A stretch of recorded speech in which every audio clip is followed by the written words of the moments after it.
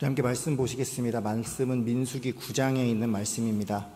민수기 9장 15절부터 23절 말씀입니다. 민수기 9장은 제 성경은 구약 211쪽에 있습니다. 민수기 9장 15절부터 23절 말씀입니다. 한 절씩 교독하시고 23절을 같이 읽도록 하겠습니다. 성막을 세운 날에 구름이 성막 곧 증거의 성막을 덮었고 저녁이 되면 성막 위에 불 모양 같은 것이 나타나서 아침까지 이르렀으되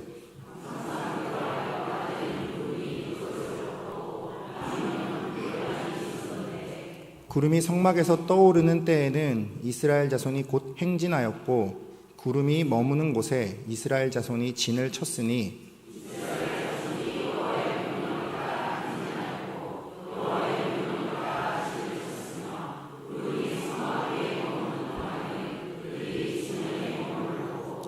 구름이 성막 위에 머무는 날이 오랠 때에는 이스라엘 자손이 여호와의 명령을 지켜 행진하지 아니하였으며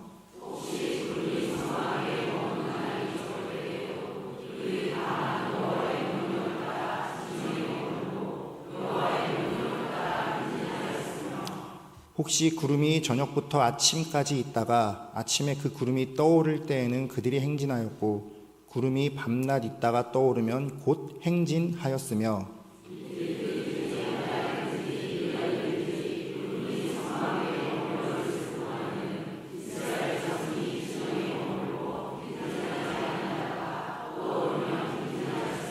함께 읽겠습니다. 곧 그들이 여호와의 명령을 따라 진을 치며 여호와의 명령을 따라 행진하고 또 모세를 통하여 이르신 여호와의 명령을 따라 여호와의 직임을 지켰더라. 아멘. 우리가 운전을 하다 보면은 반드시 지켜야 하는 규칙들이 있습니다. 가장 대표적으로 우리는 신호등을 반드시 지켜야만 합니다. 신호등에 빨간불이 들어와 있으면 어떻게 해야 합니까? 멈춰야 합니다. 언제까지 멈춰 있어야 하죠? 네, 맞습니다. 빨간불이 꺼지고 녹색불이 켜질 때까지 기다려야 합니다. 신호등에 따라 빨간불이 짧은 신호등도 있지만 긴 신호등도 있습니다. 내가 신호를 기다리고 있는데 빨간불이 나의 예상보다 길어지고 있습니다. 마침 도로에는 다른 차도 없는 것 같습니다. 빨간불이 너무 긴데 그냥 갈까? 이러면 어떻게 됩니까? 그 잘못된 선택이 자칫 큰 사고로 이어질 수도 있고 그 사고의 가해자가 되어 큰 책임을 져야 할 수도 있습니다. 결국 신호를 끝까지 참고 기다렸을 때보다 목표하는 곳에 훨씬 더 늦게 도착하게 되게 됩니다. 어쩌면 목표 지점에 영영 도착하지 못하는 경우도 있습니다. 반대로 신호등에 녹색불이 들어오면 어떻게 해야 합니까? 가야 합니다. 녹색불이 들어왔는데 안 갈 수 있을까요? 안 가면 큰일 납니다. 특히 우리나라는 녹색불이 들어오고 1초만 지나도 뒷차에서 난리가 나서 도저히 안 가고는 못 베길 겁니다. 사실 우리가 잘못 생각하는 것 중에 하나가 녹색불은 나의 선택이라는 착각입니다. 가도 되지만 안 가도 되는 신호로 생각하신다면 그것은 잘못된 생각입니다. 뒷차가 빵빵거리지만 않는다면 녹색 신호에 출발하지 않았어도 당장에는 큰 문제가 생기지 않습니다. 하지만 우리가 꼭 기억해야 할 사실은요, 녹색 신호임에도 앞으로 가지 않으면 우리는 10년이 지나도 100년이 지나도 절대 목표 지점에 도착할 수 없다는 사실입니다. 녹색 신호는 우리가 목표 지점까지 안전하게 갈 수 있는 유일한 신호입니다. 그 신호에 가지 않으면 도대체 언제 가고 언제 도착합니까? 빨간불에 가시려고요? 그러다 목표 지점에 영영 도착하지 못하는 경우도 있다니까요. 누가 뭐라 해도 이 사실은 변하지 않습니다. 녹색 신호에 가고 빨간 신호에 멈추고 이 규칙을 지키는 것이 목표 지점에 가장 안전하게 가장 빠르게 도착할 수 있는 방법입니다. 이스라엘 백성들이 출애굽해서 가나안 땅을 향해 나아갈 때도 반드시 지켜야 하는 규칙이 있었습니다. 그들이 지켜야 하는 규칙도 마치 신호등과 같았습니다. 이스라엘 백성들이 가고 서는 것을 신호등처럼 알려주었던 것은 구름이었습니다. 하나님의 임재를 상징하는 구름이었죠. 본문 17절 말씀을 다시 한번 보겠습니다. 구름이 성막에서 떠오르는 때에는 이스라엘 자손이 곧 행진하였고 구름이 머무는 곳에 이스라엘 자손이 진을 쳤으니 라고 되어 있습니다. 하나님의 임재하심이 구름이 성막 위에 떠오르면 이스라엘 백성들은 그 구름을 따라 이동했습니다. 녹색 불이죠. 그 구름이 머물러 서면 이스라엘 백성들도 멈춰 그 자리에 진을 쳤습니다. 빨간 불입니다. 그것을 따라야만 했습니다. 왜냐하면 그것이 여호와 하나님의 명령이었기 때문입니다. 오늘 우리가 읽으신 이 본문 말씀 안에서만 여호와의 명령이라는 단어가 8번이나 반복해서 등장합니다. 하나님께서는 이스라엘 백성에게 일회성인 한 번의 순종을 원하신 것이 아니라 반복적인 철저한 순종을 원하셨습니다. 그래서 반복해서 훈련을 시키셨고 그 훈련된 순종이 삶이 되어서 하나님이 하라 하시면 당연히 해야 하고 하나님이 하지 말라 하시면 당연히 하지 말아야 하고 그렇게 순종이 삶이 된 하나님의 백성으로 살아가는 것이 최선의 방법이라는 것을 깨닫길 원하신 것입니다. 출애굽부터 가나안으로 향하는 모든 여정은 바로 이 순종의 훈련 과정이었습니다. 이 순종의 훈련 과정이 철저히 되어야만 가나안 땅에 들어가서도 세상의 유혹을 이기고 하나님의 말씀대로 살 수 있기 때문입니다. 아무튼 이스라엘 백성들이 광야에서 이동하는 시간 동안 하나님의 말씀에 순종하는 것, 구름이라는 신호등을 따라 구름이 가면 가고 구름이 서면 서는 것, 그것이 이스라엘이 가나안 땅을 향해 가는 가장 안전하고 빠른 길이었습니다. 이제 이 구름을 따라 사는 규칙이 우리의 삶에서 의미하는 바와 우리가 적용해야 할 교훈들에 대해서 한번 살펴보도록 하겠습니다. 먼저 이스라엘 백성들이 철저히 순종하고 훈련했던 첫 번째 규칙은 구름이 떠오르면 즉시 이동한다입니다. 21절 말씀 다시 한번 보시죠. 혹시 구름이 저녁부터 아침까지 있다가 아침에 그 구름이 떠오를 때에는 그들이 행진하였고 구름이 밤낮 있다가 떠오르면 곧 행진하였으며 라고 기록되어 있습니다. 이 구름은 규칙적으로 일정한 시간에 떠올랐던 것이 아닙니다. 때로는 아침에 떠오르기도 했고요. 때로는 밤에 떠오르기도 했고요. 그때가 언제가 되었든 하나님이 원하시는 바로 그때 떠올랐습니다. 그리고 이스라엘 백성들은 구름이 떠오르면 곧 행진하였습니다. 구름이 아침에 너무 일찍 떠올랐습니다. 무슨 꼭두 새벽부터 이러면서 민기적거리지 않았습니다. 저녁에 너무 늦게 떠올랐습니다. 이 밤에 어떻게 행진하냐, 오늘은 자고 내일 출발하자, 이렇게 하지 않았습니다. 구름이 떠오르면 낮이건 밤이건 곧 행진하였습니다. 이 구름이 떠오르다와 행진하다는 둘 다 동사죠. 떠오르다, 행진하다. 이 두 동사 사이에 우리나라 성경에는 곧이라는 접속사가 사용됐습니다. 시간적인 의미를 담고 있는 접속사죠. 긴 시간입니까? 짧은 시간입니까? 짧은 시간입니다. 그런데 재미있는 사실은 히브리어 원문에는 이 시간적 표현을 담은 곧이라는 단어는 없습니다. 대신 떠올랐다와 행진하였다는 둘 다 마찬가지로 동사인데요. 뒤에 등장하는 행진하였다라는 단어에 접속사가 하나 붙습니다. 왜 혹은 배라고 발음을 하는 그냥 느낌표 모양의 그런 접속사가 하나 있습니다. 그런데 이 접속사가 붙으면 그 접속사가 붙은 동사는 연속 동작법이라는 그 문법에 적용을 받습니다. 어려운 말은 그냥 적당히 넘어가고요. 앞에 있는 동사와 뒤에 있는 동사가 같이 진행된다. 이렇게 이해하시면 되겠습니다. 쉽게 말해서 이 히브리어 성경의 원어 있는 그대로 해석을 하자면 구름이 떠오르는 것과 백성이 행진하는 것은 시간차 없이 연속 동작으로 이루어진 행동입니다. 이 연속 동작법이라는 문법이 사용됨으로써 구름이 떠오르는 것과 백성이 행진하는 것은 동시에 이루어지는 한 행동이나 다름없는 즉각적인 순종이었다라는 것을 더욱 강조한 표현입니다.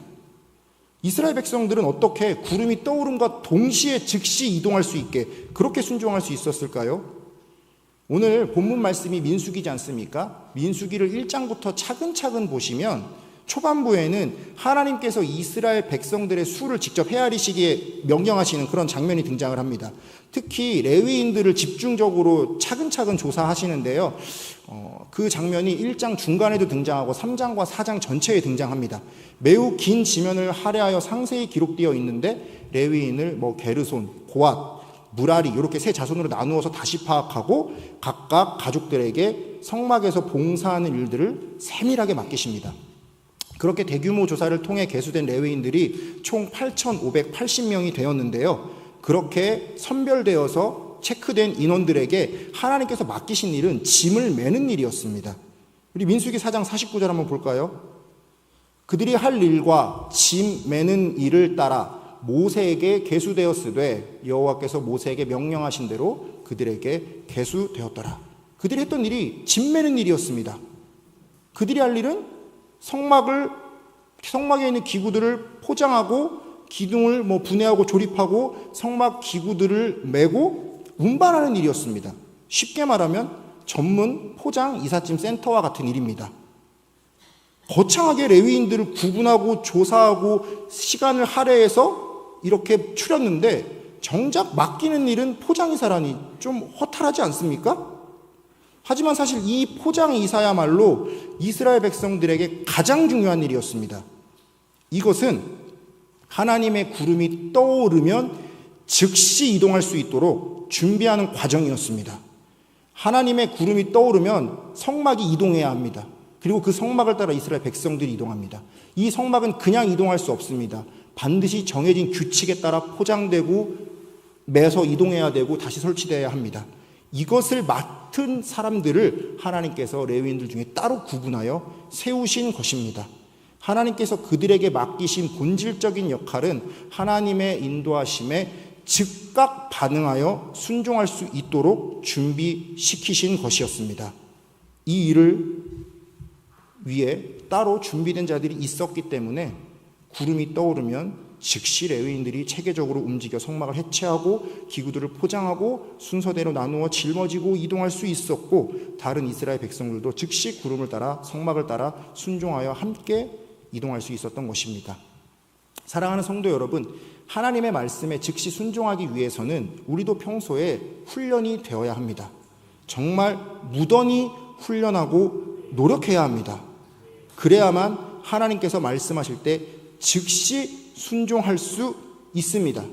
이 순종이라는 것은 때로는 우리가 가볍게 여길 수도 있습니다.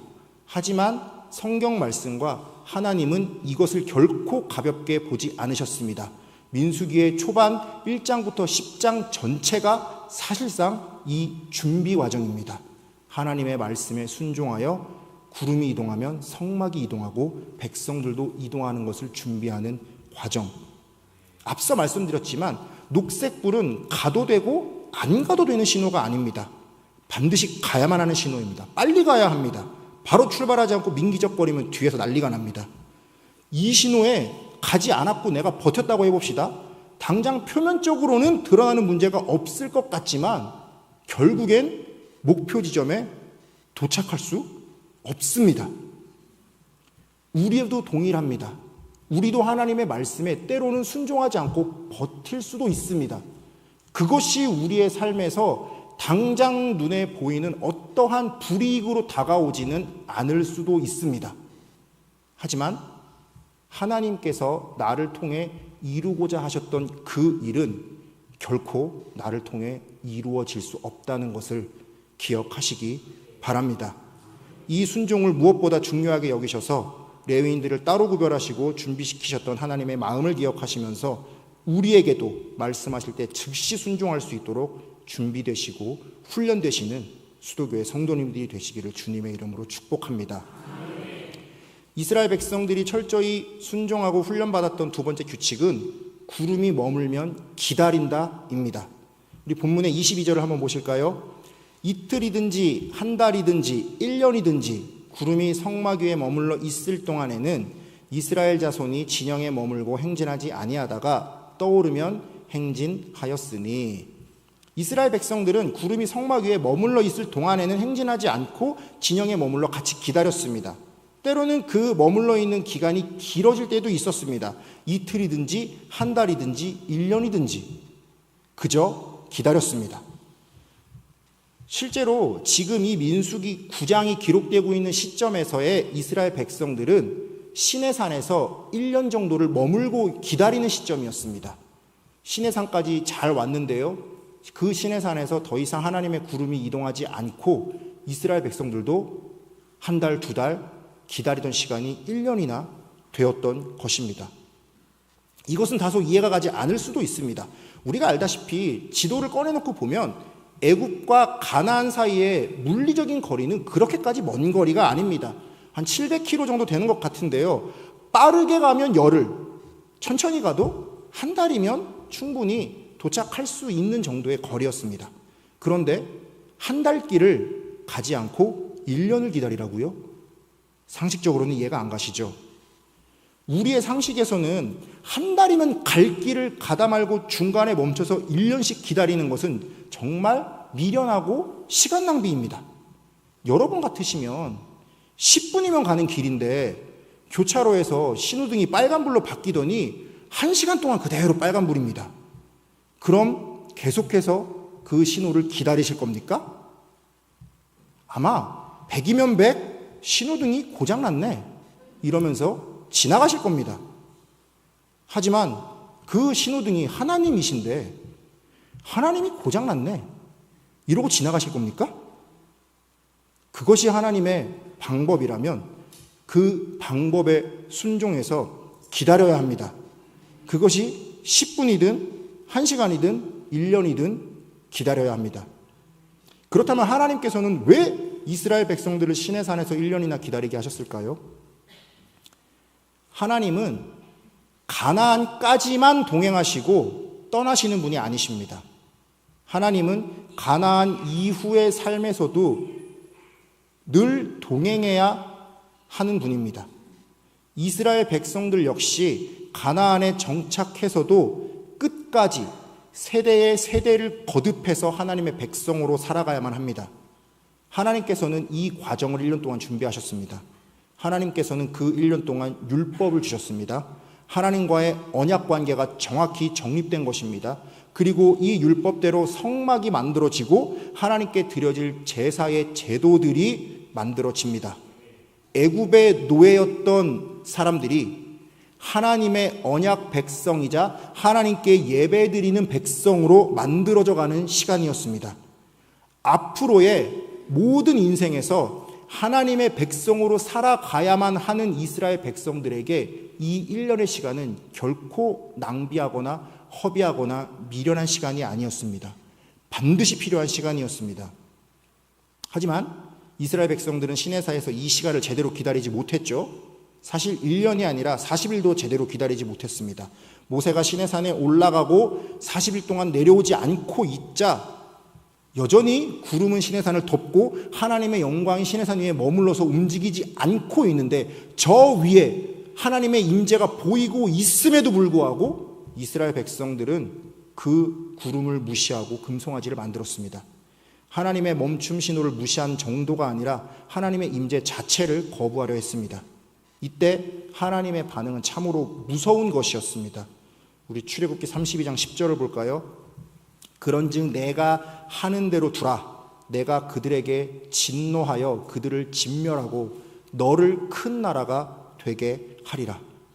하나님은 이때 이스라엘 백성들을 진멸하고 모세를 통해 다른 백성을 이루려 하셨습니다. 하나님과 이스라엘 사이의 언약이 파기될 위기인 것입니다. 33장 3절도 보시죠.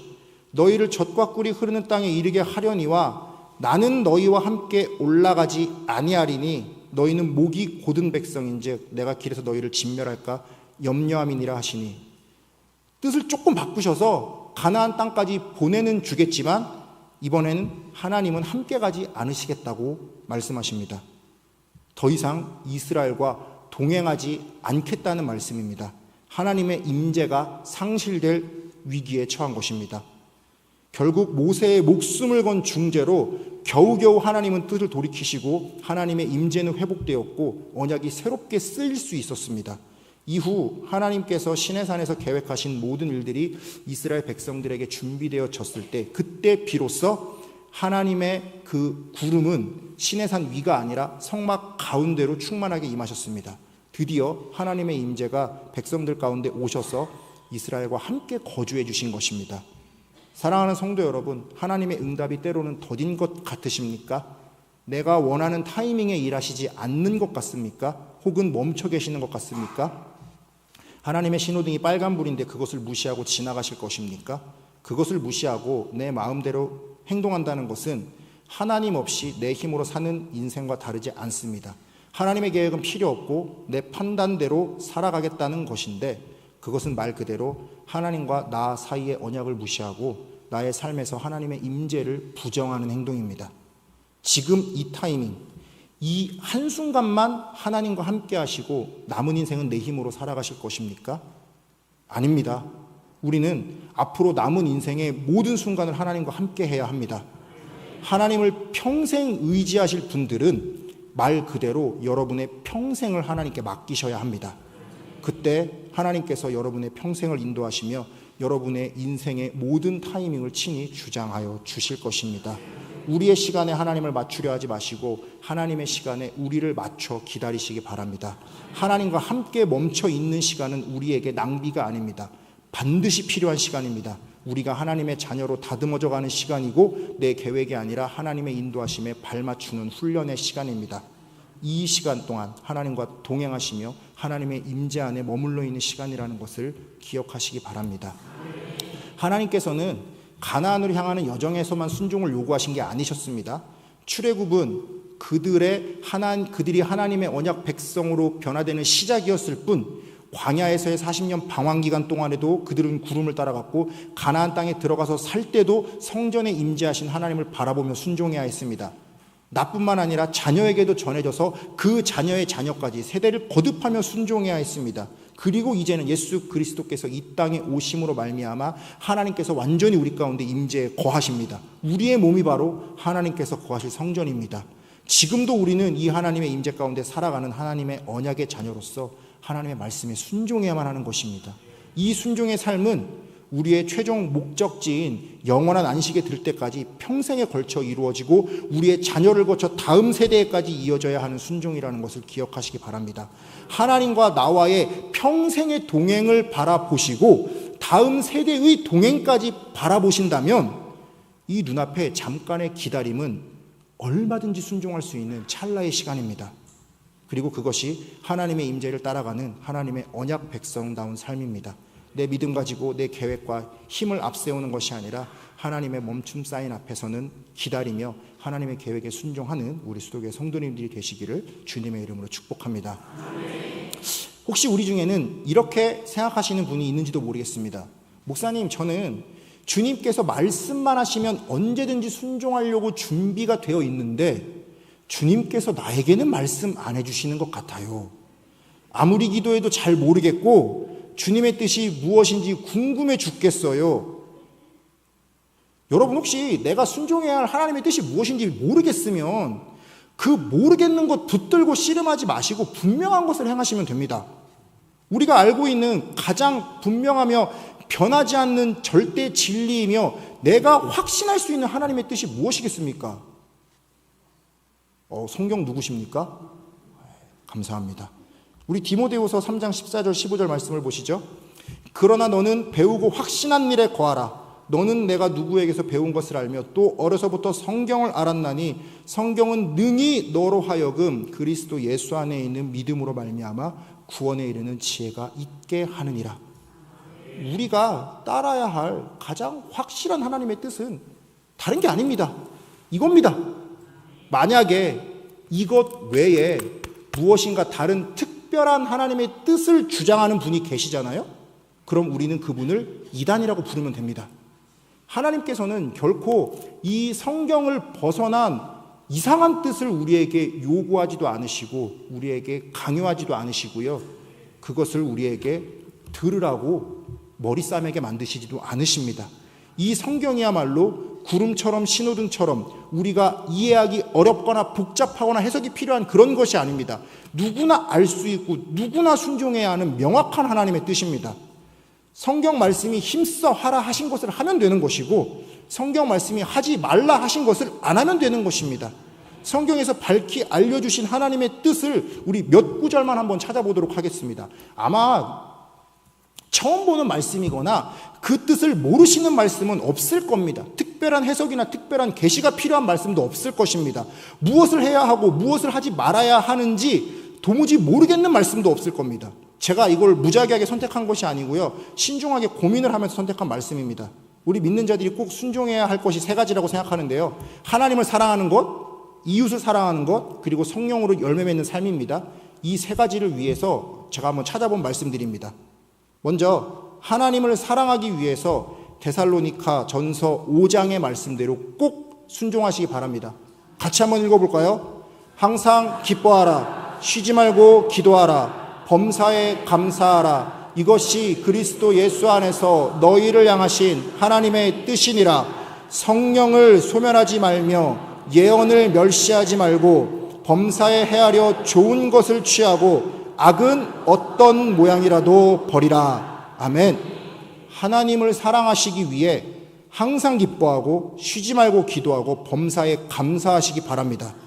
늘 성령 충만하시기 바랍니다. 말씀을 가볍게 여기지 말기 바랍니다. 선한 것을 취하시고 악은 어떤 모양이라도 버리시기 바랍니다. 이거 어렵나요? 무슨 말이 이해가 안 가나요? 명확하지요? 이 명확한 말씀에 순종하심으로 하나님을 향한 우리의 사랑이 드러나게 될 것입니다. 두 번째로, 이웃을 사랑하기 위해 로마서 12장 말씀대로 꼭 행하시기 바랍니다. 같이 한번 12장 8절, 14절부터 18절 말씀을 읽어보겠습니다. 같이 읽습니다. 너희를 박해하는 자를 축복하라. 축복하고 저주하지 말라. 즐거워하는 자들과 함께 즐거워하고 우는 자들과 함께 울라. 서로 마음을 같이하며 높은 데 마음을 두지 말고 도리어 낮은 데 처하며 스스로 지혜 있는 채 하지 말라.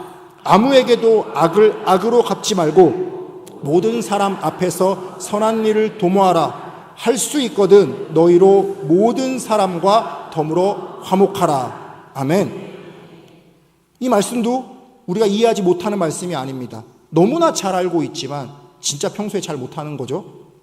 우리를 박해하는 자를 저주하는 대신 축복하시기 바랍니다. 기쁨과 슬픔을 함께 나누시기 바랍니다. 교만을 버리고 겸손을 추구하시기 바랍니다.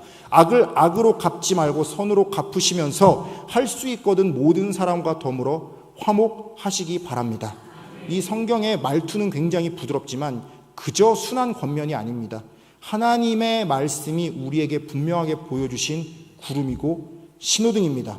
예수님은 너희가 서로 사랑하면 이로써 모든 사람이 너희가 내 제자인 줄 알리라 말씀하셨습니다. 이 말씀에 순종하시어 이웃을 사랑하는 자가 예수님의 제자입니다. 끝으로 우리가 성령으로 열매 맺는 삶을 살기 위해 갈라디아서 5장 말씀으로 권면을 드립니다. 우리 같이 함께 읽어보겠습니다. 육체의 일은 분명하니 곧 음행과 더러운 것과 호색과 우상 숭배와 주술과 원수 맺는 것과 분쟁과 시기와 분냄과 당 짓는 것과 분열함과 이단과 투기와 술 취함과 방탕함과 또 그와 같은 것들이라. 전에 너희에게 경계한 것 같이 경계하노니 이런 일을 하는 자들은 하나님의 나라를 유업으로 받지 못할 것이요 오직 성령의 열매는 사랑과 희락과 화평과 오래 참음과 자비와 양선과 충성과 온유와 절제니 이 같은 것을 금지할 법이 없느니라. 아멘. 빨간불과 녹색불이 너무나 명확하죠. 특별한 해석도 필요 없으시죠. 또 여러분이 이미 다 알고 계셨죠. 이제 이 육체의 일들은 버리시기 바랍니다. 알면서도 모른 척 어물쩡 또 넘어가지 마시기 바랍니다. 분명히 빨간불입니다. 그러다 사고 납니다. 대신 예수 그리스도의 성품인 사랑과 희락과 화평과 오래 참음과 자비와 양성과 충성과 온유와 절제를 닮아가시기 바랍니다. 이것이 분명한 녹색불입니다. 그 신호대로 가야 성령의 열매를 맺을 수 있고 우리 신앙의 최종 목적지에 안전하게 가장 빨리 도착할 수 있습니다. 사랑하는 성도 여러분, 나의 삶을 이 성경 말씀에 비추어 볼 때 우린 언제 가고 언제 멈춰야 하는지, 무엇을 해야 하고 무엇을 하지 말아야 하는지 다 알 수 있습니다. 다만 이 모양 저 모양 이 핑계 저 핑계로 순종하지 못하고 늘 반대로 행했을 뿐입니다. 분명 순종해야 하고 헌신해야 하는 것이 분명한 상황 앞에서도 그저 기도해 볼게요, 아직 마음의 준비가 안 되었어요, 이런 망설임과 핑계로 내 생각대로 멈춰버리면 목표 지점에 도착할 수 있을까요? 그 사람의 신앙은 늘 성장하지 못하고 그 자리에 멈춰있는 신앙입니다. 열매로 하나님께 영광을 올려드리지 못합니다. 그러면서 죄 앞에서는 어찌나 준비가 잘 되어 있는지 눈 딱 감고 죄의 빨간 물을 쓱 넘어가 버립니다. 그동안 우리는 얼마나 많은 하나님의 구름을 무시해왔고 얼마나 많은 하나님의 언약과 임재를 무시해왔습니까? 지금까지는 정말로 나를 향한 하나님의 뜻을 잘 몰라서 그랬다 할지라도 이제는 성경의 말씀이 나에게 주신 하나님의 명확한 뜻을 아셨으니 이제는 행하셔야 합니다. 우리는 그동안 믿음은 많이 강조해왔지만 이 말씀의 실제적인 순종에 대해서는 믿음만큼 중요하게 생각하지 않았는지도 모릅니다. 하지만 성경은 늘 믿음과 행함을 한 세트로 말씀하십니다. 믿으면 행하는 것이고 행하는 것이 곧 믿음입니다. 믿음으로 구원받지만 그 믿음을 증명하는 것이 순종입니다. 하나님은 믿음만큼이나 순종을 중요하게 여기시고 당신의 언약 백성에게 순종할 것을 요구하신다는 것을 꼭 기억하시기 바랍니다. 이 성경의 말씀대로 순종하시며 우리의 믿음을 하나님 앞에 보여드리고 성령의 열매 맺는 삶으로 영광 올려드리며 하나님 앞에서 늘 승리하시는 수도교회 성도님들이 되시기를 주님의 이름으로 축복합니다. 기도하겠습니다. 사랑과 은혜가 충만하신 하나님 아버지, 우리의 삶을 항상 인도하여 주셔서 감사드립니다. 하나님께서는 이스라엘 백성들을 구름으로 인도하시며 하나님의 언약 백성으로 다듬어 가셨습니다. 이제 하나님께서는 우리 가운데 늘 임재하시며 우리가 깨달을 수 있는 정확한 하나님의 뜻인 말씀을 주셨습니다. 이 말씀에 순종함으로 말씀이 힘써 행하라 하신 것을 행하고 버리라 하신 것을 버리며 하나님의 자녀답게 살아가게 하여 주시옵소서. 지금 한순간만 하나님을 의지하는 것이 아니라 나의 평생을 하나님께 맡겨드리고 하나님을 의지하며 하나님과 발맞추어 순종하며 나아가기를 원합니다. 나뿐만 아니라 나의 자녀들도 또 그 자녀들도 이 순종의 삶을 살아가기를 원합니다.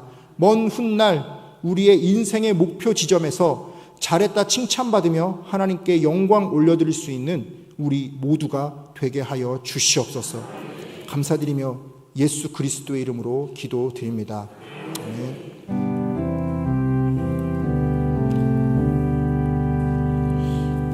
주신 말씀을